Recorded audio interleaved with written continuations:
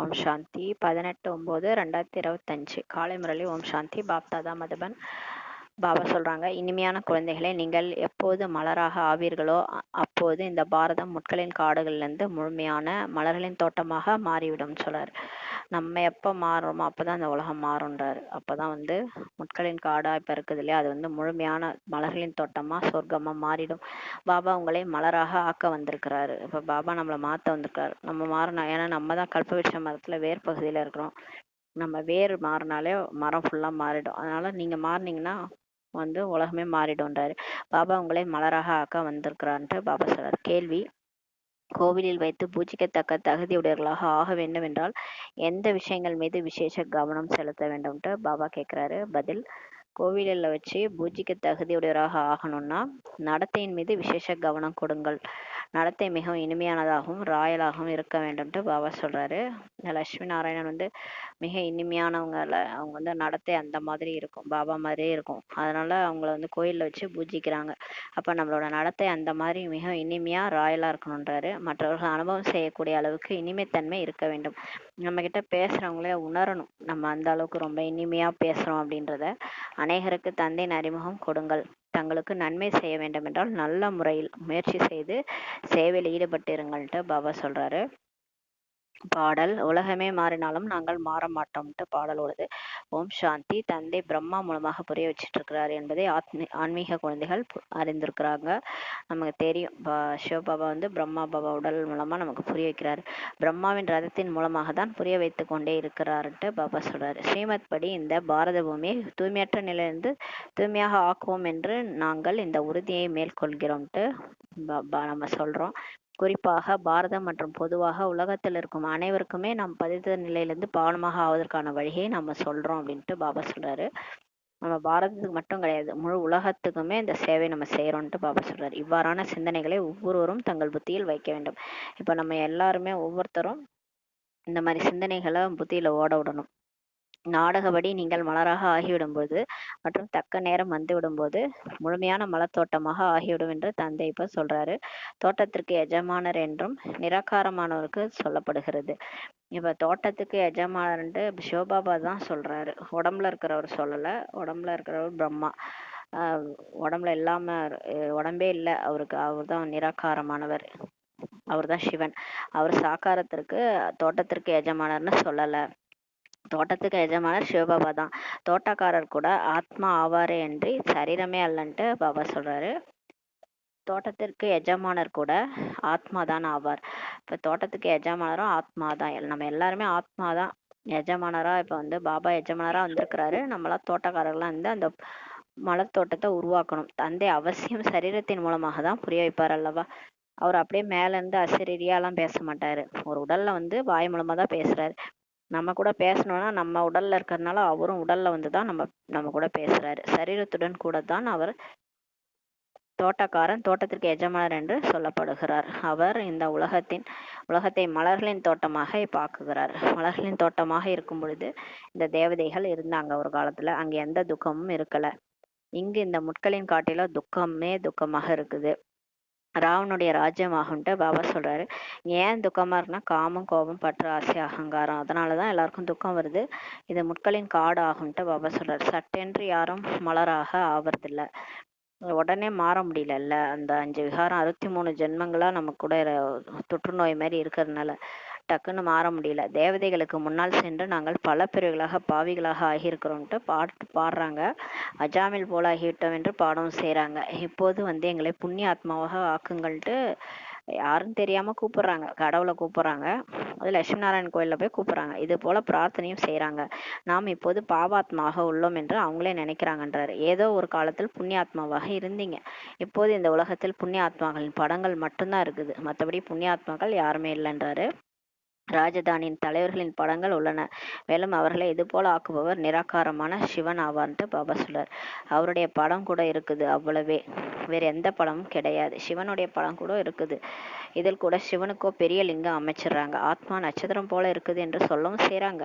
எனவே அவசியம் தந்தை கூட அது போலதானே இருப்பார் அல்லவா. ஆத்மாவனுடைய அப்பா ஆத்மா மாதிரி தானே புள்ளியா இருப்பாரு. ஆத்மா ஒரு நெற்றி புருவத்துல நட்சத்திரம் மாதிரி மின்னுதுன்னு சொல்றாங்க. ஆனா அவரோட அப்பா கடவுள் ஆத்மாவுடைய அப்பா கடவுள் இல்லை, அப்போ அவரும் நட்சத்திரம் மாதிரி தானே இருப்பார். ஆனால் அவருக்கு அவ்வளோ பெரிய லிங்கம் செஞ்சு வச்சு வழிபடுறாங்க. ஆனால் அவருடைய முழு அறிமுகமே யாருக்கும் இல்லைன்ட்டு பாபா சொல்றாரு. கடவுள் யார் எப்படி இருக்கிறாருன்ற அறிமுகமே யாருக்கும் இல்லைன்னு சொல்லி பாபா சொல்றாரு.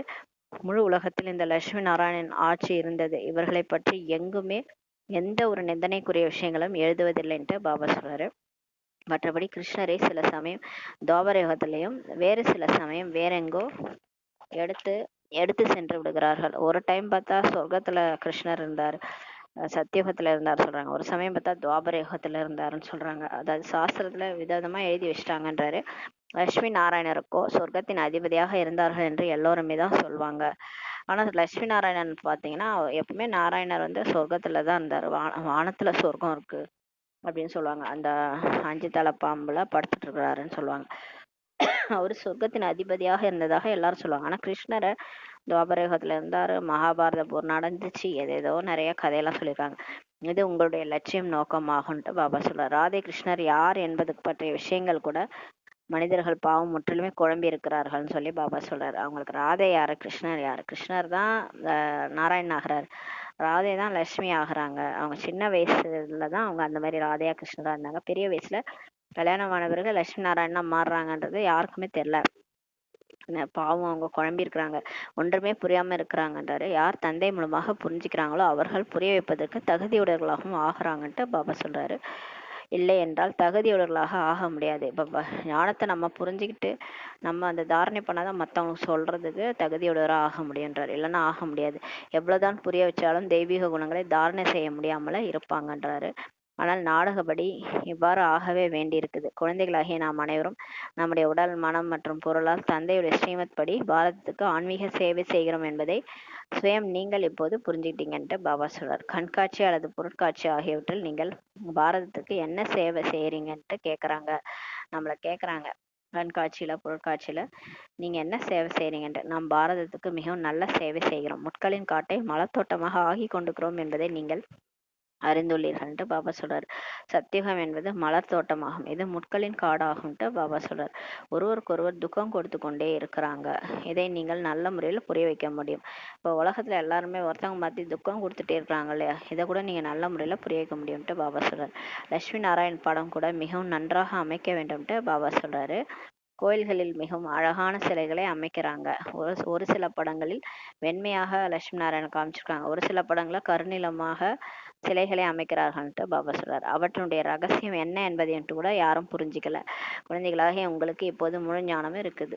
நமக்கு தெரியும் ஏன் கருப்பா சிலை வடிச்சிருக்காங்க, ஏன் வெள்ளையா சிலை வடிச்சிருக்காங்கன்ட்டு. நான் வந்து அனைவரும் கோயிலுக்கு தகுதியுடையவர்களாக ஆக்குகிறேன்ட்டு தந்தை நமக்கு சொல்றாரு. ஆனால் எல்லோருமே கோயிலுக்கு தகுதியுடையவர்களாக ஆவதில்லை. பாபா வந்து எல்லாரையும் மாத்துறாரு.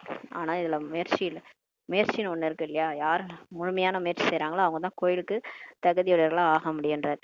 குடிமக்களை பிரஜைகளை கோயிலுக்கு தகுதியுடையவர் என்று சொல்ல மாட்டாங்க அல்லவா. யார் புருஷார்த்தம் செய்து நிறைய சேவை செய்யறாங்களோ அவங்களுக்கு தான் குடிமக்கள் இருப்பாங்க, அவங்க தான் பிரஜையை உருவாக்குவாங்கன்றாரு.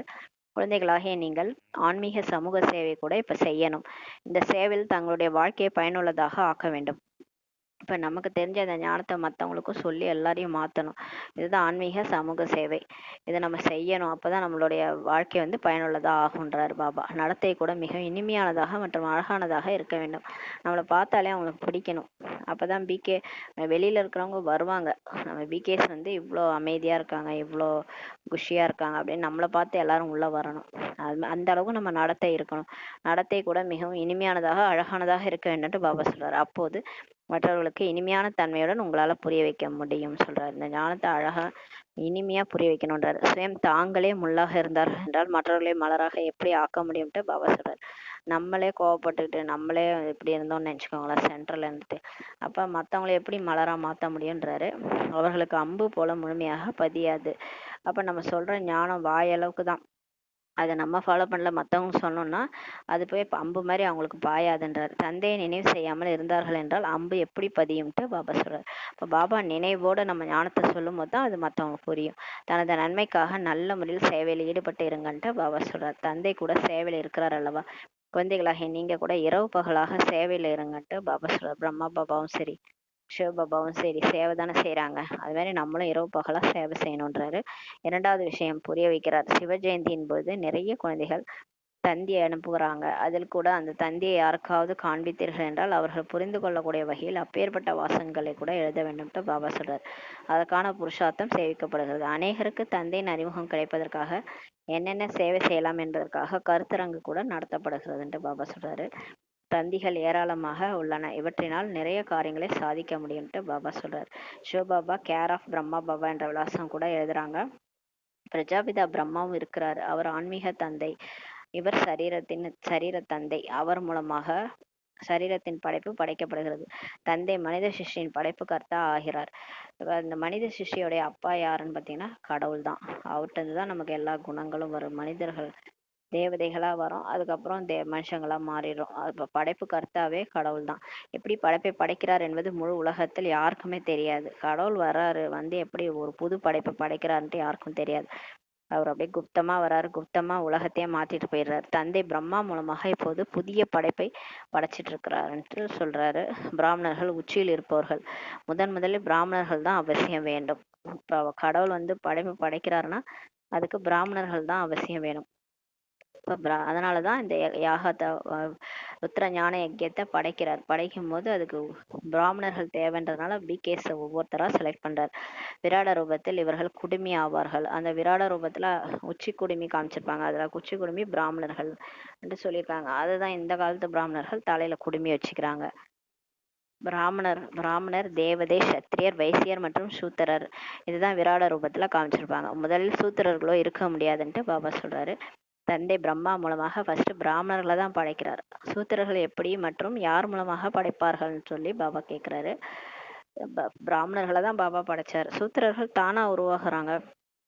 அவங்க அப்படியே இறங்கி இறங்கி வந்து 5 விகாரத்துல மாட்டிட்டு தானா உருவாகிறாங்க. எப்படி புதிய படைப்பை படிக்கிறார் என்பதை குழந்தைகளாகிய நீங்க தெரிஞ்சுட்டீங்க. இது தந்தையின் மூலமாக தத்து எடுக்கப்படுதல் ஆகும். கல்பமாக பாபா தான் வந்து சூத்திரிலிருந்து நம்மளை பிராமணரா ஆக்குறாரு. பிறகு பிராமணர்ந்து தேவதையாக நம்மளை ஆக்குறாரு. பிராமணர்கள், அதாவது அந்த பட்டாம்பூச்சி வந்து கம்பளி பூச்சி வந்து ஒரு கூட்டுப்புழு பருவத்துல போகும். அதுக்கப்புறம் தான் வந்து அது பட்டாம்பூச்சியா மாறும். அத மாதிரி நம்மளை வந்து ஃபர்ஸ்ட் கூட்டுப்புழு பருவத்துல பிராமணரா ஒரு டிரான்ஸ்ஃபர்மேஷன் நடக்குது. ஃபர்ஸ்ட் பிகேவா ஆக்குறாரு. அதுல நிறைய நம்மளை படிக்க வைக்கிறாரு, நமக்கு யோகா பண்ண வைக்கிறாரு, மாற்றங்கள் ஏற்படுத்துறாரு. அதுக்கப்புறம் நம்மளை தேவதையா மாத்துறாரு. அப்ப இந்த கூட்டுப்புழு பருவம் முடிஞ்ச உடனே தான் பட்டாம்பூச்சியா அது பறந்து போற மாதிரி நம்ம வந்து பரிஸ்தாவா பறந்து தேவதையா மாறிடும். கடவுள் தான் இந்த வேலையை செய்யறாரு. பிராமணர்கள் சுயம் அவர்களே தூய்மையாக இல்லை என்றால் மற்றவர்களை எப்படி தூய்மையாக ஆக்குவார்கள்ன்ட்டு பாபா கேட்கிறாரு. இப்ப பாபா இன்னொன்னும் அவருக்கு உடம்பு இல்லாதனால நம்மளதான் கருவியா வச்சு எல்லாத்தையும் செய்ய வைக்கிறாரு. நம்மளே சரியில்லைன்னா இப்ப மத்தவங்கள போய் எப்படி மாத்த முடியும்னு சொல்லி கேட்கிறாரு. எந்த ஒரு பிராமணரும் சன்னியாசிக்கு ஒருபோதும் ராக்கி கட்ட மாட்டாங்க. அவர்கள் நாங்களும் தூய்மையாகவே இருக்கிறோம்ட்டு சொல்லுவாங்க. நீங்கள் உங்கள் முகத்தை பாருங்கள்ட்டு பாபா நான் கேட்கிறாரு. குழந்தைகளாக நீங்கள் கூட யார் மூலமாகவும் ராக்கி கட்டுவித்து கொள்ள முடியாது. உலகத்திலோ எல்லோரும் ஒருவருக்கொருவர் ராக்கி கட்டுறாங்க. சகோதரி சகோதரனுக்கு கட்டுறாரு. இந்த வழக்கம் இப்போதுதான் வெளிப்பட்டிருக்குதுன்ட்டு பாபா சொல்றாரு. இப்போது நீங்கள் சூத்திரிலிருந்து பிராமணர் ஆவதற்கான முயற்சி செய்றீங்க. புரிய வைக்க வேண்டியிருக்குது. ஆண் பெண் இருவருமே தூய்மையின் உறுதி எடுக்கிறாங்க. நாங்கள் எப்படி தந்தையின் ஸ்ரீமத் மூலம் தூய்மையாக இருக்கிறோம் என்பதை இருவருமே சொல்ல முடியும்ட்டு பாபா சொல்றாரு. இப்போ ஒரு வீட்டிலே இருக்கிறாங்க, கல்யாணம் ஆனவங்கன்னா 2 பேரும் வந்து பிகே ஆகுறாங்க. எப்படி தூய்மையா ஆகிறதுக்கான யுக்தி கடவுள் மூலமா நமக்கு கிடைக்குது. எப்படி தூய்மையா இருக்கிறோன்றத 2 பேருமே சொல்ல முடியும்ட்டு பாபா சொல்றாரு. கடைசி வரையும் இந்த காம விகாரத்தின் மீது வெற்றி அடைந்தவராக இருந்தீர்கள் என்றால் தூய்மையான உலகத்திற்கு நீங்க அதிபதி ஆவீங்கன்ட்டு சொல்றாரு. பிகே ஆனதுல இருந்து நம்ம எவ்வளோக்கு எவ்வளவு முயற்சி செஞ்சு கடைசி வரைக்கும் இந்த விகாரத்தை வெல்றோமோ, வெற்றி அடைஞ்சிட்டோம்னா தூய்மையான உலகத்துக்கு சொர்க்கத்துக்கே அதிபதி ஆவீங்கன்றாரு. தூய்மையான உலகம் என்று சத்தியுகத்துக்கு தான் சொல்லப்படுது. அது இப்போது ஸ்தாபனை ஆகிட்டு இருக்குதுன்ட்டு பாபா சொல்றார். நீங்கள் அனைவரும் தூய்மையாக இருக்கிறீங்க. விகாரத்தில் விழுபவருக்கு நீங்க ராக்கி கட்டலாம். உறுதி எடுத்த பிறகு பின்னால் பதிதமாக ஆனீர்கள் என்றால் நீங்க ராக்கி கட்டுவதற்காக வந்திருந்தீங்களே, பிறகு என்ன ஆயிட்டுன்னு நம்மளே கேட்பாங்கன்றாரு. அதாவது நம்ம போய் ராக்கி கட்டுறோம், நம்ம ராக்கி கட்டிட்டு நம்மளே பதிதம் ஆயிட்டோம்னா அவங்க வெளியில உள்ளவங்க கேட்பாங்க, நீங்க தான் எங்களுக்கு வந்து ராக்கி கட்டினீங்களே, இப்ப என்ன ஆச்சு, நீங்க ஏன் அப்படி ஆயிட்டீங்கன்னு கேட்பாங்க. மாயிடம் தோற்றுவிட்டோம் என்று பதில் சொல்லுவாங்க அப்படின்னு சொல்றாரு. அவங்க போனவங்க பிகேவில இருந்து நான் பிகேவானவங்க என்ன பதில் சொல்லுவாங்க, மாயாட்ட தோற்றுட்டோன்ட்டு சொல்லுவாங்க. இது யுத்த மைதானம் ஆகும்ன்றாரு பாபா. இது வந்து கத்தி இல்ல ரத்தம் இல்ல, அந்த மாதிரி ஒரு யுத்தம் நடக்குதுன்னு சொல்லுவாங்கல்ல, அந்த மாதிரி மாயாவோட மல்யுத்தம். இந்த காமம் கோபம் பற்று ஆசை அகங்காரம் நம்மளை வீழ்த்துது. நம்ம கோவப்படக்கூடாதுன்னு நினைப்போம், கோவப்பட்டுருவோம். அது வந்து அந்த 63 ஜென்ம சம்ஸ்காரம். இதில் தோத்துட்டோன்னு அர்த்தம். கோவப்பட்டுட்டா பெருமை கிடையாது, அந்த கோவத்துக்கிட்ட நம்ம தோத்துட்டோன்னு அர்த்தம். அப்போ மாயா நம்மளை தோக்கடிச்சிச்சின்னு அர்த்தம். அது மாதிரி பற்று வச்சுட்டோம் அழறோம் அப்படின்னா தோத்துட்டோன்னு அர்த்தம். அப்போ அழுதாலே ஃபெயிலு, கோவப்பட்டாலே ஃபெயிலு, ஆசைப்பட்டுக்கிட்டே பேராசைப்பட்டுக்கலாம் இருந்தாலே ஃபெயிலு, காம விகாரத்துல போனா ஃபெயிலு. இந்த 5 விகாரத்துல நீங்க போய் அகங்காரமா பேசுனீங்க, நான் தேகாபிமானத்துலனா ஃபெயில் நீங்க. அப்ப இந்த 5 விகாரம் இருந்தாலே நம்ம ஃபெயிலு, மாயாட்ட ஃபெயில் ஆயிட்டோம். அப்போ நம்மளால லட்சுமி நாராயணனா ஆக முடியாது, தேவதையா கூட ஆக முடியாது. விகாரம் பெரிய எதிரி ஆகும்ட்டு பாபா சொல்றாரு. இதன் மீது தான் நீங்க வெற்றி அடையணும்னு சொல்றாரு. இதன் மீது வெற்றி அடைந்து உலகத்தை வென்றவராக, அதாவது ராஜா ராணியாக நீங்க ஆகணும்ட்டு பாபா சொல்றாரு. குடிமக்களை உலகத்தை வென்றவர்கள் என்று சொல்ல மாட்டாங்க, பிரஜைகளை, அதாவது ராஜாவை தான் ராஜான்னு சொல்லுவாங்க, பிரஜைகளை ராஜான்னு சொல்ல மாட்டாங்க. உழைப்போ ராஜா ராணி தான் செய்கிறாங்க அல்லவா, நாங்களே லட்சுமி நாராயணர் ஆகிவிடும் என்று சொல்லவும் செய்கிறாங்க. அவர்கள் பிறகு ராமர் சீதையாகவும் ஆவார்கள். அதாவது லட்சுமி நாராயணர் ஆகிறவங்க அப்படியே பிறவி பிறவியா எடுத்து திரும்ப ராமர் சீதையாகவும் ஆவாங்கன்றாரு. லட்சுமி நாராயணுக்கு பிறகு அவர்களுடைய குழந்தைகளுக்கு தான் அவர்களது சிம்மாசனம் மீது வெற்றி கிடைக்கிறதுன்றாரு. அதாவது ஃபர்ஸ்ட் லட்சுமி நாராயணன் 108 பேர் இருக்கிறாங்க. அதுல வந்து ஃபர்ஸ்ட் லட்சுமி நாராயணன் பிரம்மா பாபா அம்மா போயிட்டு ஃபர்ஸ்ட் லட்சுமி நாராயணன் ஆவாங்க. அதுக்கப்புறம் அவங்க பாலனை பண்ணவங்க அடுத்த 2 பேர் லட்சுமி நாராயணன் ஆவாங்க. அதுக்கப்புறம் அவங்க பாலனை பண்ணவங்க அடுத்த 2 பேர் ஆவாங்க. அப்ப ஃபர்ஸ்ட் லட்சுமி நாராயணன் அந்த பதவியை விட்டு கொடுக்குறாங்க அவங்களுடைய குழந்தைகளுக்கு. குழந்தைகள் தான் அந்த சிம்மாசனத்தை அடையிறாங்க. அந்த லட்சுமி நாராயணன் பிறகு அடுத்த பிறவில போய் கீழே போயிடுவாங்க. அதாவது ஃபர்ஸ்ட் லட்சுமி நாராயணனா இருக்கிறவங்க என்ன ஆவாங்கன்னா அவங்களுடைய கலைகள், அதாவது ஒரு பிறவி அவங்க லட்சுமி நாராயணனா இருப்பாங்க, அடுத்த பிறவில அவங்களுக்கு கலைகள் குறைஞ்சிரும், அப்படியே குறைஞ்சிட்டே வரும். கழுதை தேஞ்சு கட்டாரம்பா வர மாதிரி நம்மளுடைய ஆத்மாவில் இருக்கிற சக்தி குறைஞ்சிட்டே வரும். அப்போ நம்ம லோவாயிட்டே போகிறோம். அப்போ அடுத்த லட்சுமி நாராயணரை அவங்க உலகை ஆள்வாங்க. அந்த முதல் லட்சுமி நாராயணர் இறங்கிடுவாங்க, அடுத்த பிறவில போய் கீழே போயிடுவாங்க, எங்கே வேற இடத்துல போய் பிறந்துருவாங்க. அப்போ அவங்களுடைய குழந்தைகள் உலகை ஆள்வாங்க, அதுக்கு அடுத்து அவங்களுடைய குழந்தைகள் உலகை ஆள்வாங்க. இப்படி 108 பேர் சத்தியுகத்துல உலகை ஆள்வாங்க. பாபா இதெல்லாம் ரகசியம் வந்து சொல்றாரு, இதெல்லாம் நம்ம சிந்தனை பண்ணணும். அப்போ நம்ம வந்து எந்த அளவுக்கு நம்ம வந்து சேவை செய்கிறோம் பாபாவுக்கு. இப்போ பிரம்மா பாபா மம்மாலாம் அந்த அளவுக்கு சேவை பண்ணியிருக்காங்க, அதனால அவங்க ஃபர்ஸ்ட் லட்சுமி நாராயணன் தான் ஆகுறாங்க. அது மாதிரி நம்ம இதுல கூட வரிசை கிரமம் தான் இருக்குது. பாபா சொல்லிட்டாரு வரிசை கிரமமாக தான் நீங்கள் உலகை ஆள்வீங்கன்ட்டாரு. இதில் யார் எந்த அளவுக்கு நம்ம முயற்சி செய்கிறோம் அதுக்கு தகுந்த மாதிரி பதவி அடைவோம். வெவ்வேறு பெயர் ரூபங்களில் குழந்தைகளுக்கு சிம்மாசனம் கிடைக்கும் போது உயர்ந்த நம்பர் என்று கணக்கிடப்படும்ட்டு பாபா சொல்றாரு. மறுபிறவியை எடுப்பார்கள் அல்லவா, மகன் சிம்மாசனத்தில் அமரும் போது அவர்கள் 2வது நிலையினரா ஆகிடுவாங்க. அப்ப இவங்க லட்சுமி நாராயணனுடைய பிள்ளை வந்து சிம்மாசனத்துல உட்காரும் போது அவங்க உலகை ஆள்வாங்க. அப்ப அவங்க அம்மா அப்பா 2வது நம்பர்ல வந்துருவாங்க. மேல் இருப்பவர் கீழே, கீழே இருப்பவர் மேலேன்ட்டு வந்துடுவாங்கன்றாரு. அதான் விட்டு கொடுக்கறது, இதுதான் பணிவுன்றது. அகங்காரம் இல்லாம எல்லாரும் முன்னேறணும், நம்ம கீழே இருக்கிறவங்க கூட நல்லா வரணும்னு நினைக்கிறோம் இல்லையா, அந்த குணத்துக்கு தான் நம்ம வந்து என்ன ஆகும்னா நம்ம போயிட்டு நல்ல பதவியை அடைவோம். அதனாலதான் சொல்றாரு, நீங்க மாறுங்க, கூட இருக்கிறவங்களையும் மாத்துங்கன்றாரு. எனவே குழந்தைகள் இப்போது இது போல உயர்ந்தவர் ஆக வேண்டும் என்றால் சேவையில ஈடுபடணும்ட்டு பாபா சொல்றாரு. தூய்மையாக ஆவதும் கூட மிக அவசியமாகும்ட்டு பாபா சொல்றாரு. நான் தூய்மையான உலகத்தை உருவாக்குகிறேன் என்று தந்தை சொல்றாரு. இப்ப எல்லாரும் போறோம், எல்லாரும் நல்ல பதவி அடைவோமான்னு தெரியாது, ஆனா எல்லாரும் தூய்மையாகி தான் போகணும். சொர்க்கத்துக்கு போய் தூய்மையான உலகத்துல நம்ம போய் வாழ போறோம். அந்த உலகத்தை பாபா தான் உருவாக்குறேன்ட்டு சொல்றாரு. நன்றாக புருஷார்த்தம் குறைவானவர்களே தான் செய்கிறாங்க. இப்போ பாபா என்னதான் சொன்னாலும் முரளி படித்தாலும் புருஷார்த்தம் கம்மியாக தான் செய்கிறாங்க, கொஞ்சம் பேர் தான் செய்கிறாங்க. தூய்மையாகவும் முழு உலகம் ஆகிடுது. உங்களுக்காக சொர்க்கத்தின் ஸ்தாபனை இப்போ பாபா வந்து செய்கிறார். இது நாடகப்படி நடக்க வேண்டி இருக்குது. இந்த நாடகம் அமைக்கப்பட்டுள்ளது. என்னதான் நடந்தாலும் சரி, எவ்வளோதான் பிரச்சனை வந்தாலும் சரி, கண்டிப்பாக சொர்க்க ஸ்தாபனை நடந்தே தீரும். அது இயற்கைப்படி, அதாவது இந்த நாடகப்படி கரெக்டாக அமைஞ்சிருக்குன்ட்டு சொல்றாரு. இந்த கலியுகம் அழிஞ்சு சொர்க்கம் வரும், அது வந்து கண்டிப்பா நடக்கும். இந்த நாடகம் அமைக்கப்பட்டுள்ளது. நீங்கள் தூய்மையாக ஆகிவிடும் போது பின்னர் விநாசம் ஆரம்பமாகி விடுகிறது. அப்போ ஒரு பிகேவா பாபா செலக்ட் பண்ணி எல்லாரையும் மாத்திட்டு இருக்கிறாரு. எல்லாரும் மாறின பிறகு கண்டிப்பா உலகம் அழிஞ்சிரும். உலகம் அழியுதுன்னா உலக மாற்றம் ஏற்பட்டுடும். அந்த பழைய எல்லாம் அதர்மம் எல்லாம் அழிஞ்சு தர்மம் நிலைநாட்டப்படும். அப்ப விநாசம் ஆரம்பமாயிடும். சத்தியுகத்தின் ஸ்தாபனை ஆகிவிடுகிறது. சொர்க்கத்தினுடைய ஸ்தாபனை நடந்துரும். நாடகம் பற்றி நீங்க புரிஞ்சு கொள்ள முடியுன்றாரு. சத்தியுகத்தில் தேவதைகளின் ராஜ்யம் இருந்தது, இப்போது இல்ல, மீண்டும் ஏற்படும் பாபா சொல்றாரு. நீங்கள் ஆன்மீக இராணுவ சேனையாகி நீங்க 5 விகாரங்கள் மீது வெற்றி அடையறதுனால உலகத்தை வென்றவராக ஆகக்கூடியவர்கள் நீங்க தான் சொல்லி சொல்றாரு.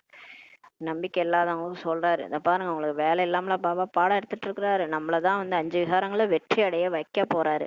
பாபாவுடைய நினைவின் மூலமாக எல்லாருமே பிகேஸ் 5 விகாரங்களை வெற்றி அடையறதுனால உலகையே வென்றவராக நீங்க தான் ஆக போறீங்கன்றார். பல பிறவிகளின் பாவங்களை நீக்குவதற்காக பாபா யுக்திகள் பல சொல்றார் நமக்கு. தந்தை ஒரே ஒரு முறைதான் வந்து வழி சொல்றாரு நமக்கு. ராஜாங்கம் ஸ்தாபனை ஆகாதவரை விநாசமே நடக்காதுன்றார். நீங்கள் மிகவும் மறைமுகமான படை வீரர்கள் ஆவீர்கள். நம்ம மாறாம விநாசமே வராது. நீங்க தான் குப்தமான படை வீரர்கள்ன்றார். கலியுகத்திற்கு பிறகு சத்தியுகம் ஆகவே வேண்டியிருக்குது. பிறகு சத்தியுகத்தில் ஒருபோதும் சண்டை நடக்காதுன்றாரு. அனைத்து ஆத்மாக்களும் என்னவெல்லாம் பாகம் நடிக்கிறாங்களோ அவங்க அது எல்லாமே நாடகத்துல இப்ப புரிஞ்சிருக்குது என்பதை குழந்தைகளாகி நீங்கள் தெரிஞ்சிருக்கிறீங்க. இப்ப அவங்க ஏன் அப்படி பண்றாங்க, இவங்க ஏன் அப்படி பண்றாங்கன்னா அவங்களோட பார்ட் அவங்க நடிக்கிறாங்க, எல்லாமே டிராமால இருக்குன்றார். எப்படி பொம்மலாட்டத்தில் பொம்மைகள் நடனமாடுகின்றார்கள் அல்லவா, அது மாதிரிதான் இப்போ டிராமா நடந்துட்டு இருக்கு. இப்ப இந்த நம்ம வாழ்க்கையே ஒரு சினிமா தான். எல்லாம் நூலை வச்சு மேல இருந்து ஆட்டுறாங்க, எல்லாம் ஆடுதுன்ற மாதிரி எல்லாம் நடக்கிறது அதுவா நடந்துட்டு இருக்கு. இதுவும் நாடகமாகும். ஒவ்வொருவருக்கும் இந்த டிராமாவில் பாட்டு இருக்குன்ட்டு பாபா சொல்றாரு. பாகத்தை நடிச்சு நடிச்சு நீங்க தம பிரதானமாய் பாயிட்டீங்க. பிறகு இப்போது மேலே போகிறீங்க, சதோ பிரதானமாக நீங்க ஆகுறீங்க. நம்ம அப்படியே கீழே இறங்கி வந்தோம். இப்ப திரும்ப பாபா நம்மள மேல ஏற்றி தூய்மையாக்குறாரு. தூய்மையாக்கி சொர்க்கத்துக்கு கொண்டு போய் விடுறாரு. ஞானமும் ஒரு செகண்ட் தான், யாருக்கு வேணாலும் புரியும். சதோ பிரதானமாக நீங்க ஆகுறீங்க, பிறகு இறங்கி இறங்கி தம பிரதானமாக ஆகுறீங்க. பிறகு மீண்டும் தந்தை மேல உங்களை கூட்டிட்டு போறாரு. உண்மையில் அந்த மீன்கள் கம்பியில் தொங்குகின்றன. அந்த ஒரு மீன், ஒரு விளையாட்டு ஒண்ணு இருக்கும், அந்த மீன் அப்படியே ஒண்ணு ஒண்ணா தொங்கி கீழே இறங்கி வரும் இல்லையா, அந்த மாதிரி மீனை போடுறதுக்கு பதிலா கம்பியில மனுஷங்களை போடுங்கன்ட்டு பாபா சொல்றாரு. அப்ப மனுஷங்க இறங்கும் கலையில வராங்க, இறங்கி இறங்கி வந்து திரும்ப ஏறும் கலையில போய் தேவதை ஆகிறாங்கன்ற புரிய வைக்கிறதுக்கு அந்த மீன் பொம்மையை காட்டுங்க, கம்பியில கட்டின மீன் பொம்மைன்னு சொல்றாரு. இது போல இறங்கும் கலை மற்றும் ஏறும் கலை ஆகிறது. நீங்கள் கூட இது போலதான் ஏறுறீங்கன்ட்டு பாபா சொல்றாரு. அந்த மீன் எப்படி ஏறுதோ அந்த மாதிரிதான் நம்மளும் இறங்கி இறங்கி வந்து இப்ப ஏறுறோம். பிறகு இறங்கி இறங்கி கீழே வந்துடுறீங்க. மேலே சென்று பிறகு இறங்குவதற்கு 5000 வருஷங்கள் ஆகுதுன்றாரு. நம்ம மேலே ஏறுறது ஒரு பிறவில டக்குன்னு ஏறிடும், லிஃப்ட் கொடுக்குறாரு. ஒரு பிறவில நம்ம போயிட்டு சொர்க்கத்துக்கு போயிடுறோம். ஆனா இறங்கும் போது அப்படியே 2500 வருஷம் பொறுமையா இறங்கி வரோம். அந்த 5000 வருஷம் பிடிக்குதுன்றார். 5000 வருஷம் தேவதையா இருந்து சத்திரியராகி வைஷ்யராகி சூத்திரராகி கலியுக இறுதியில வந்து நம்ம பிராமணரா மாத்துறாரு. அது வரைக்கும் 5000 வருஷம் பிடிக்குதுன்றார். இந்த 84 பிறவிகளின் சக்கரம் உங்கள் புத்தியில இப்ப இருக்குது. இறங்கும் கலை மற்றும் ஏறும் கலையின் ரகசியத்தை பற்றி பாபா தான் வந்து நமக்கு சொல்லியிருக்கிறாரு. உங்களிலும் கூட வரிசை கிரமமாக தான் புரிஞ்சுக்கிட்டீங்க. மற்றும் முயற்சி கூட நீங்க தான் செய்றீங்க. யார் தந்தையை நினைவு செய்யறாங்களோ அவங்க சீக்கிரம் மேலே போறாங்க. நல்லா பாபா நினைக்க நினைக்க அவங்கள்ட்ட முன்னேற்றம் இருக்குன்ட்டு சொல்றாரு. இது இல்லற மார்க்கமாகும். எப்படி ஜோடியை ஓட வைக்கும் போது ஜோடியினுடைய ஒவ்வொரு காலையும் ஒன்றாக கட்டிடுறாங்க இல்லையா, பிறகு ஓடுகிறாங்க இல்லையா, அது மாதிரி இதுவும் உங்களுடைய ஓட்டம் தான் அல்லவான்ட்டு சொல்றாரு. ஒரு சிலருக்கு பயிற்சி இல்லை என்றால் விழுந்துடுறாங்க, இதிலும் கூட அவ்வாறே ஆகிறது. அதாவது அந்த ஜோடியோட காலை கட்டிட்டு ஓட சொல்லுவாங்களாம், அந்த பயிற்சி இல்லைன்னா அவங்க ஊந்துருவாங்களாம். இங்கே கூட 2 பேர் கணவன் மனைவி ஒன்னா ஓட்டம் ஓட சொல்றாரு பாபா. இதெல்லாம் கூட அவ்வாறே ஆகிறது. ஒருவர் முன்னேறுகிறார் என்றால் மற்றவர் தடுத்து விடுகிறார். இங்க பாருங்க, பிகே ஆயிட்டு ஒன்னா வந்து சேர்ந்து சேவை பண்ணா கூட அதுல ஒருத்தவங்க ஓடனா மத்தவங்க தடுக்கிறாங்கன்றார். சில இடங்களில் இருவருமே விழுந்துடுறாங்க அப்படின்னு சொல்றாரு. இதெல்லாம் பாபா வந்து மறைமுகமா நிறைய விஷயங்களை சொல்றாரு. இப்ப நடக்கிற விஷயங்கள்ல பாபா ஆச்சரியப்படுறாரு. முதியவர்களுக்கும் கூட காமத்தி பிடிச்சு போகுது, அவர்களும் விழுந்துடுறாங்கன்றாரு. பிகேஸ் தான் திட்டுறாரு, எல்லாம் இந்த மாதிரி விழுந்துடுறாங்க, மாயாட்ட தோல்வி அடைகிறாங்கன்றார். அப்படின்றி அவர் வீழ்த்தி விட்டார் என்பது அல்ல, விழுவதும் விழாமல் இருப்பதும் நம் கையில் தானே இருக்குதுன்றாரு. மாயா டெஸ்ட் பேப்பரை கொண்டு வரும், ஜெயிக்கிறது நம்ம வேலை தானே. யாராவது தள்ளி விடுகிறார்களா என்ன, நாம் ஏன் விழ வேண்டும்? மற்றவங்க சொல்றாங்கன்னா நம்ம ஏன் அதை கேட்கணும்? அவங்க போய் தர்மராஜபுரில நிற்பாங்க, நம்மளும் போய் நிற்கணுமா? மற்றவங்க சொல்றதை கேட்கவே கூடாது. அவங்க தர்மராஜபுரியில நிற்பாங்க, நம்மளும் அவங்கள கூட போய் நிற்கணுமா? இங்க இருக்கிறவங்க பேச்செல்லாம் கேட்டோம்னா தர்மராஜபுரியில நிறைய தண்டனை வாங்க வேண்டியது இருக்கும். அதனால நம்ம கடைசியா போய் கடவுள்கிட்ட நம்ம தான் பதில் சொல்லணும். அதனால பயந்துகிட்டு நம்ம ஒழுங்கா நம்மளோட வழியில தான் போகணும். நம்ம ஏன் விழணும்னு கேக்குறாரு. என்ன வேணாலும் சரி, நாங்கள் விழ மாட்டோம், விழுந்தார்கள் என்றால் பெருத்த நஷ்டம் ஏற்படுகிறதுன்றார். காம விகாரத்துல போனா 5 மாடி கட்டடத்துல இருந்து விழுந்ததுக்கு சமன்ட்டு பாபா சொல்லுவார். எலும்பெல்லாம் நொறுங்கிடும். பிகே ஆயிட்டு நீங்க அந்த தப்பா பண்ணீங்கன்னா 100 மடங்கு தண்டனைன்னு சொல்லியிருக்காரு பாபா. ஏன்னா பாபாவுடைய பேருக்கு நிந்தனை ஆகுது, கடவுள் பேருக்கே நம்ம நிந்தனை செய்யறோன்றதுனால அவர் தான் நமக்கு ஆசிரியரா வந்து பாடம் எடுக்கிறார். ஆசிரியர் பெரிய கெடுக்கிற மாதிரி இந்த விஷயங்களை பண்ணாதீங்கன்றார். பலத்த அடி விழுகிறது, பிறகு பச்சாதாபம் பாடுறாங்க, எலும்பு நொறுங்கிருது. அதான் சொல்றாரு, 5 மாடி கட்டடத்துல இருந்து விழுந்தா எலும்பு தானே நொறுங்கும். அந்த மாதிரி தண்டனை அனுபவமாகும் தர்மராஜ்புரியில. மிகுந்த காயம் ஏற்படுகிறதுன்றார் பாபா. பாபா பல்வேறு வழிகளில் புரிய வச்சுட்டு தான் இருக்கிறாரு, செய்யாதீங்க செய்யாதீங்கன்னு. இருந்தாலும் யார் கேட்டாங்க, எல்லாரையும் மாயா தோக்க வைக்குதுன்றாரு. சிவ ஜெயந்தியின் பொழுது எப்பேற்பட்ட தந்தி செய்திகள் வர வேண்டும் என்றால் மனுஷங்க படிச்ச உடனே அதை புரிஞ்சுக்கணும். அந்த மாதிரி ஒரு தந்தி செய்தி அனுப்பணும்ட்டு பாபா புரிய வச்சிருக்கிறாரு. சிந்தனை கடலை கடைவதற்காக பாபா நேரம் கூட கொடுக்குறாரு.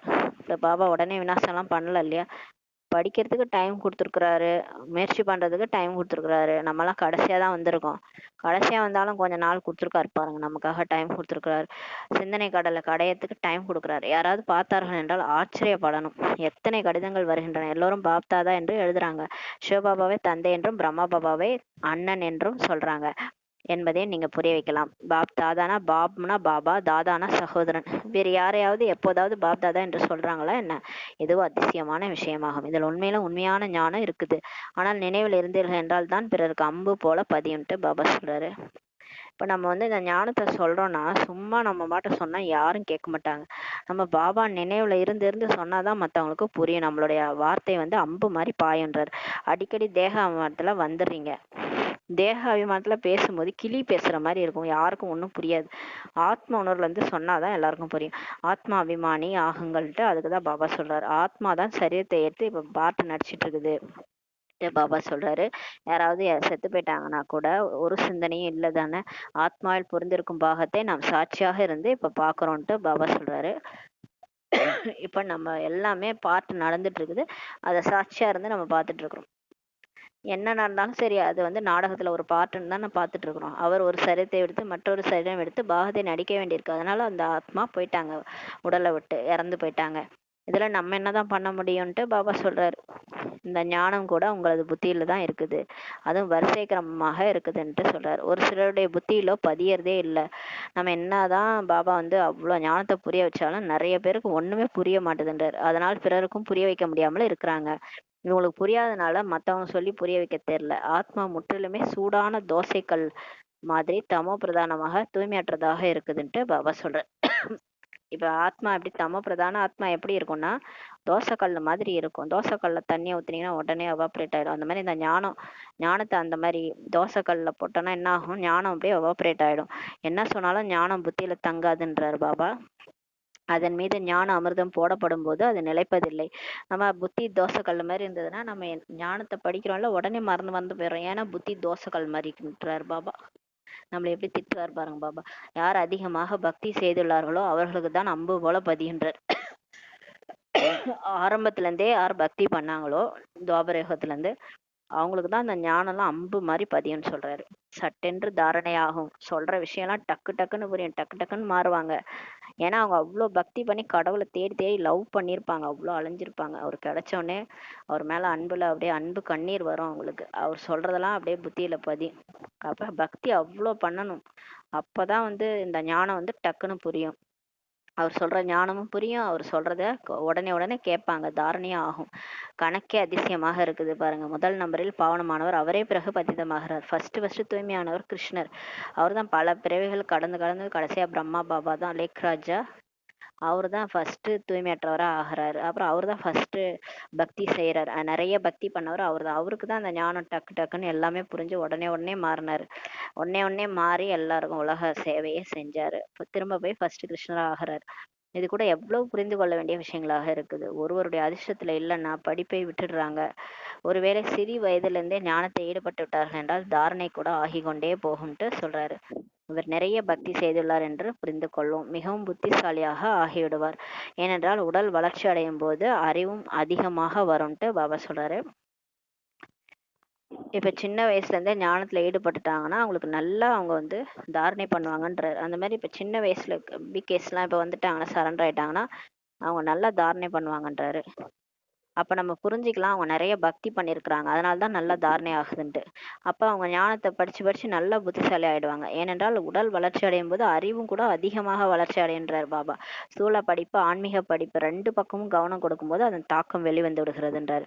அவங்க வந்து ஸ்கூலுக்கு போயிட்டு இருந்தாலும் சரி, ஸ்கூல்லயும் நல்லா படிப்பாங்க, இங்கேயும் ஞானத்தையும் நல்லா படிப்பாங்கன்றாரு. அப்ப அதோட தாக்கம் வந்து வெளிவரும்ன்றாரு. இது ஈஸ்வரிய படிப்பாகும், வித்தியாசம் இருக்குது அல்லவா, ஆனால் அந்த ஈடுபாடும் ஏற்படும் போது தானே ஆகும் அல்லவான்னு சொல்றாரு. ரெண்டுத்துக்கும் வித்தியாசம் இருக்கு. அது ஸ்தூல படிப்பு, இது ஈஸ்வரிய படிப்பு. இருந்தாலும் ஈடுபாடு இருந்தாதான் அது அந்த வந்து இப்ப ஞானத்தின் மேல ஈடுபாடு ஏற்படும் போதுதான் அந்த வந்து, ஆனால் அந்த ஈடுபாடும் ஏற்படும் போதுதானே ஆகும் அல்லவான்னு சொல்லி பாபா சொல்றாரு. அந்த படிப்புக்கும் இந்த படிப்புக்கும் வித்தியாசம் இருக்குது. ஆனா ஈடுபாடு இதுல இருந்தாதான் அந்த தாக்கம் வந்து வெளிவரும்னு சொல்லி பாபா சொல்றாரு. நல்லது. இனிமேல் இனிமையான காணாமல் போய் வெகுகாலம் கண்டெடுக்கப்பட்ட குழந்தைகளுக்கு தாய் தந்தை பாப் தாதாவின் அன்பு நினைவுகள் மற்றும் காலை வணக்கம். ஆன்மீக குழந்தைகளுக்கு ஆன்மீக தாய் தந்தை நமஸ்காரம். நாம் ஆன்மீக குழந்தைகள் ஆன்மீக தாய் தந்தைக்கு நமஸ்காரம். தாரணைக்கான முக்கிய சாரம். ஃபர்ஸ்ட் பாயிண்ட், ஆன்மீக இராணுவ சேனையாகி 5 விகாரங்கள் மீது வெற்றி அடைய வேண்டும். அவசியம் தூய்மையாகணும். ஸ்ரீமத் படி பாரத்தை தூய்மையாக்கும் சேவையும் செய்யணும். 2வது பாயிண்ட், இந்த எல்லையில்லாத நாடகத்துல ஒவ்வொரு பாகத்தையும் ஆத்ம உணர்வராகி நடிக்கணும். ஒருபோதும் தேக உணர்வுல வந்துடக்கூடாது. சாட்சி பார்வையாளராகிய ஒவ்வொருடைய பார்ட்டியும் பார்க்கணும். வரதானம், சதா மகிழ்ச்சி மற்றும் ஆனந்த நிலையில் இருக்கக்கூடிய இணைந்த சுரூபத்தை தந்தையுடன் அனுபவம் செய்பவராக ஆகுக. அதே எப்ப பாபா கூடவே இருக்கிறோமோ அப்ப சதா ஆனந்தமா மகிழ்ச்சியா இருப்போம்ட்டு பாபா சொல்றாரு. தனியா மட்டும் இருக்காதீங்கன்னு பாபா சொல்றாரு. பாப்தாதா குழந்தைகளுக்கு எப்போதும் சொல்றாரு. என்ன சொல்றாரு? குழந்தைகளே, தந்தையின் கையோடு கை கோர்த்து நடங்க, தனியாக நடக்காதீங்கன்றார். தனியா நடந்தாதான் மாயா வந்து பிடிச்சிரும். எப்பயுமே பாபா கூடயே இருங்க, கையோடு கை கோர்த்துட்டு நடங்கன்றாரு. தனியா நடக்காதீங்க. தனியா நடந்தால் சில சமயம் சலித்து விடுவீர்கள். வாழ்க்கையே செழிப்பா இருக்கும். தனியா நம்ம உணர்ந்தோம்னா வாழ்க்கை சலிப்பா இருக்கும். இதே பாபாவோட சேர்த்து நினைச்சு பாருங்க. பாபா என் கூடவே இருக்காரு, கை கோர்த்து நான் நடந்துட்டு இருக்கேன் அவர் கூட நினைக்கும் போது சுகமா இருக்கும். தனியா நடந்தீங்கன்னா சலிச்சு போயிடுவீங்க. சில சமயம் யாருடைய தீய பார்வையாவது உங்க மேல பட்டுடும். தனியா போனீங்கன்னா தீய பார்வை உங்க மேல படும். தந்தையுடன் இணைந்து இருக்கிறேன் என்று இந்த சுரூபத்தை அனுபவம் செய்து கொண்டே இருந்தீங்கன்னா ஒருபோதும் மாயின் பார்வை உங்க மேல படாது. மற்றும் துணையினுடைய அனுபவம் கூட உங்களுக்கு இருக்கும் காரணத்தினால, அதாவது பாபாவனுடைய அனுபவம், அவர் தானே நம்மளோட துணைவன், அவர் நம்ம கூடவே இருக்கிறாருன்ட்டு நினைக்கிறதுனால மகிழ்ச்சியாகவும் இருப்பீங்க, ஆனந்தமாகவும் சாப்பிட்டு நடந்து கொண்டாட்டமாக இருப்பீர்கள்னு சொல்றாரு பாபா. பாபா கூடவே இருக்கிறாருன்னு நினைக்கும் போது குஷி குஷியா இருப்போம், ஆனந்தமா இருப்போம், சாப்பிட்டுட்டு நடந்துக்கிட்டு கொண்டாட்டமா இருப்பீங்கன்றாரு. ஏமாற்றம் மற்றும் துக்கம் தரும் உறவுகளில் சிக்குவதிலிருந்தும் கூட தப்பித்திடுவீர்கள். இப்ப பாபாவும் மறந்துட்டீங்கன்னா மற்ற உறவுகள் எல்லாம் போய் மாட்டுவீங்க. புத்தி அவங்க மேல போகும்போது அவங்க கண்டிப்பா அந்த உலகாய உறவுகள் ஏமாற்றம் தான் கொடுப்பாங்க. நம்ம நினைப்போம் நமக்கு ஹெல்ப் பண்ணுவாங்க, நம்மளை பார்த்துக்குவாங்கன்ட்டு, கடைசியில நல்ல கரெக்டான டைம்ல கழுத்து எடுத்துருவாங்க. மனுஷங்களே அப்படிதான். அதனால மனுஷங்களை நம்பாதீங்க, கடவுளை மட்டும் நம்புங்க. நற்றுணையாவது நமச்சிவாயவே. ஏமாற்றம் துக்கம் தரும் உறவுகள்ல சிக்கிறதுல இருந்து தப்பிச்சிருவீங்க. அப்பதான் எப்பயுமே பாபா கூட கை கோர்த்து நடந்துட்டே இருங்கன்ட்டு பாபா சொல்றாரு. ஸ்லோகன், யோகா என்ற கவசத்தை அணிஞ்சிருந்தீங்கன்னா மாயை என்ற எதிரி தாக்குதல் படாதுன்னு சொல்றாரு. இப்ப பாபா என்ன சொல்றாரு? கண்ணு பற்ற போது, மாயாவோட கண்ணு பற்ற போது சுத்தி போட்டுக்காங்கன்றாரு. அதனால எப்பயுமே பாபாவுடைய குடைநிழல்ல இருங்க. பாபாவுடைய அந்த ப்ரொடெக்ஷன்ல இருக்கும்போது யோகா என்ற கவசத்தை அணிஞ்சுக்காங்க. அந்த கர்ணன் வந்து கவச குண்டலம் அணிஞ்சாரு சொல்லுவாங்க. அந்த மாதிரி இந்த யோகா என்ற கவசத்தை அணிஞ்சுக்காங்க. அப்பதான் அந்த மாயா வந்து அதோட மாயாவுடைய தாக்குதல் நம்ம மேல ஏற்படாதுன்ட்டு பாபா சொல்றாரு. அவ்யக்த சமிஞ்சை, இப்போது ஈடுபாடு எனும் அக்னியை மூட்டி யோகத்தை ஜுவால ரூபமாக்குங்கள். துயருற்ற ஆத்மாக்களின் மனசில் இப்போது விநாசம் ஆகட்டும் என்ற குரல் எழுவது போல உலகிற்கு நன்மை செய்யும் ஆத்மாக்களாகிய உங்க மனசுல என்ன ஓடணும்னா, இப்போது விரைவாக அனைவருக்குமான நன்மை நடக்கட்டும் என்ற எண்ணம் உண்டாக வேண்டும். அதாவது இப்ப வெளி உலகத்துல பாத்தீங்கன்னா ரொம்ப கஷ்டம் துக்கத்துல இருக்கிறவங்க, எங்கேயா இந்த உலகம் அழிஞ்சு போகட்டும், சீக்கிரமா இந்த விநாசம் வரட்டும் அப்படின்னு அவங்களுக்கு கத்துறாங்க. அப்படி அவங்க மனசுல வந்து ரொம்ப துக்கத்துல அந்த மாதிரி மனசு வந்து புலம்புது. எல்லாரும் புலம்புறாங்க. ஏன்னா அவங்களால முடியல, அவங்களால வாழ்க்கையை வாழ முடியல. ஒருவேளை சாப்பாட்டுக்கு வழி இல்ல, மழையிலயும் இதுலயும் கஷ்டப்படுறாங்க, வாழ்க்கை வாழவே தகுதி இல்லாம ரொம்ப கஷ்டத்துல இருக்கிறவங்க, துயரத்துல இருக்கிறாங்க. அவங்க எல்லாரும் என்ன நினைக்கிறாங்கன்னா, இப்பயே இந்த உலகம் அழிஞ்சு போட்டோம்னு நினைக்கிறாங்க. அந்த மாதிரி அவங்க சொல்லும்போது நம்ம என்ன சொல்லணும்னா, நம்ம மனசுல எல்லாருக்கும் நன்மை நடக்கட்டும் என்ற எண்ணம் உருவாகணும். அப்போதுதான் முடிவு ஏற்படும்ட்டு பாபா சொல்றாரு. விநாசம் செய்பவர்களுக்கு, விநாசம் நடப்பதற்கு கருவியாக இருப்பவர்களுக்கு நன்மை செய்யும் ஆத்மாக்களின் சங்கல்பத்தின் செய்கை தேவைப்படுகிறது. அவங்க விநாசம் செய்யறதுக்கு ரெடியா இருக்கிறாங்க, குண்டு போட்டு அழிக்கிறதுக்கு. அவங்க ஆனா அதை அழிக்க முடியாது. நம்மளுடைய செய்கைய போனாதான் அவங்களால அழிக்க முடியும். அப்ப நம்ம நன்மை செய்யும் ஆத்மாக்கள் நம்ம தான். நம்மளுடைய எண்ணத்தினுடைய செய்கை கொடுத்தாதான் அவங்க அதை ரெடியா அதை பண்ணுவாங்க. எனவே நீங்கள் எப்போதும் தயாராக இருக்கணும் என்ற சக்தி வாய்ந்த சங்கல்பத்தின் மூலம் ஜுவாலாரூப யோகாவால் விநாச ஜுவாலை தீவிரப்படுத்துங்கள்ன்றாரு. நம்ம எப்பவுமே எவர் ரெடியா இருக்க சொல்றாரு பாபா. எவர் ரெடியா இருந்து சக்தி வாய்ந்த எண்ணத்தின் மூலமாக அந்த ஜுவாலை ரூப யோகானா பாபா மற்றும் நான் அந்த எரிமலை யோகம் பண்ணுங்க. வேற எதுவுமே வேணாம். உலகத்துல எல்லையற்ற வைராக்கியத்தை உருவாக்கி ஃபரிஸ்தாவா பறந்து பாபா நினைவுல இருங்க. அப்படி இருக்க இருக்க விநாச ஜுவாலை தீவிரமா ஆகும்ட்டு சொல்றாரு. ஓம் சாந்தி. நன்றி பாப்பா, நன்றி தாமா, நன்றி பரிவாரம். ஓம் சாந்தி.